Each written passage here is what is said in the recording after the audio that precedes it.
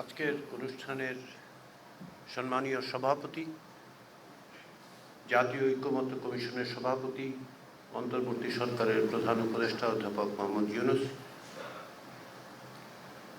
উপস্থিত উপদেষ্টা পরিষদের সদস্যরা, কমিশনের সদস্যবৃন্দ এবং বাংলাদেশের রাজনৈতিক দলের শীর্ষ পর্যায়ের নেতৃবৃন্দ, আপনাদের সবাইকে আমার সালাম এবং শুভেচ্ছা। আপনারা জানেন যে গত 20 মার্চ থেকে 19 মে পর্যন্ত জাতীয় ঐক্যমত্য কমিশন 33টি রাজনৈতিক দল এবং জোটের সঙ্গে কথা বলেছে। এই সময়ে সংস্কারের সুপারিশগুলো নিয়ে আপনাদের আগ্রহ, আন্তরিকতা এবং কমিটমেন্ট প্রশ্নাতীতভাবে দৃশ্যমান হয়েছে। রাজনৈতিক দল, জোট এবং বাইরে সিভিল সোসাইটির সদস্যরাও কমিশনগুলোর বিভিন্ন সুপারিশের সাথে ঐকমত্য পোষণ করেছেন। কিছু কিছু বিষয়ে আংশিক ঐকমত্য আছে।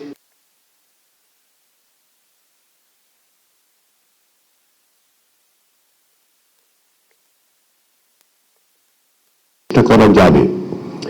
এই আশাবাদের অন্যতম কারণ হচ্ছে যে আলোচনার সময় আপনাদের পক্ষ থেকে, প্রতিটি রাজনৈতিক দলের পক্ষ থেকেই আমরা যেটা লক্ষ্য করেছি সেটা হচ্ছে নমনীয়তা।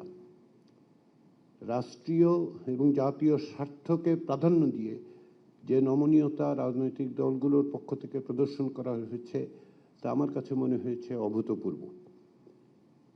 তদুপরি আলোচনার মধ্যে দিয়ে অনেক সংশোধিত সুপারিশও তৈরি হয়েছে। এর একটা উদাহরণ হচ্ছে সংবিধানের 70 অনুচ্ছেদ। এই বিষয়ে কমিশনের প্রস্তাব ছিল অর্থ বিল ছাড়া সব বিষয়ে নিজ দলের বিপরীতে ভোট দেওয়ার পথ খোলা রাখার, কিন্তু আলোচনার সময় আস্থা ভোট, সংবিধানের সংশোধনী এই তালিকায় যুক্ত করার প্রস্তাব এসছে। এ ব্যাপারে সকলে একমত হয়েছেন। এর বাইরেও আরও কিছু বিষয় যুক্ত করা যায় কিনা সেটা নিয়ে আলোচিত হয়েছে।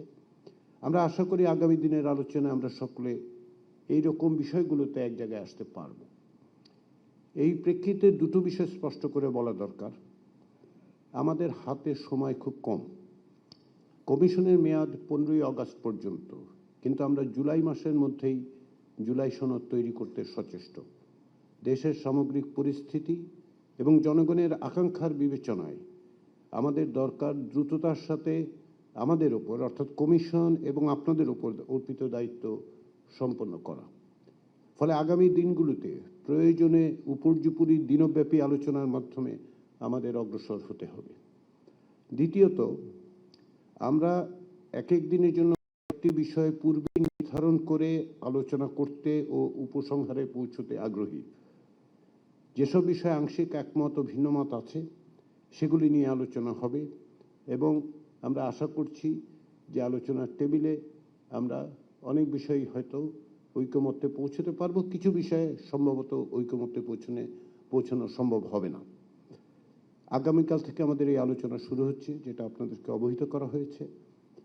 ঈদের ছুটির পরে আমরা প্রায় প্রতিদিনই আলোচনা অব্যাহত রাখতে চাই। আপনাদের পক্ষে সম্ভব হলে আমাদের দিক থেকে সেই আগ্রহ, ইচ্ছা, পরিকল্পনা আছে। এই জন্য আপনাদের আন্তরিক সহযোগিতা প্রয়োজন। আপনারা ইতিমধ্যেই যে সহযোগিতা এবং সমর্থন করেছেন, আমরা আশা করি আপনারা তা অব্যাহত রাখবেন।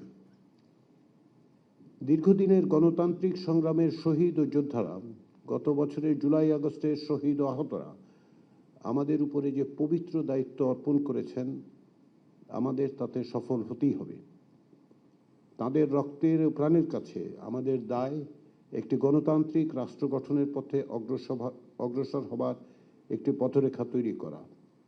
সেই চেষ্টায় আমরা আপনারা বলে কোনো ফারাক নেই। আমরা এক এবং অভিন্ন। সবাইকে ধন্যবাদ।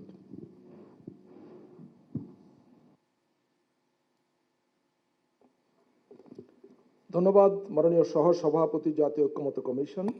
আমি এখন আপনাদের কাছে চলে আসছি এবং আবারও বিনীতভাবে স্মরণ করিয়ে দিচ্ছি যে আমাদের যেহেতু সময়ের স্বল্পতা আছে, শুভেচ্ছা বিনিময়, শুভেচ্ছা বক্তব্য কোনোভাবেই সেটা 2 মিনিটের বেশি যাওয়া ঠিক হবে না বলে মনে করি।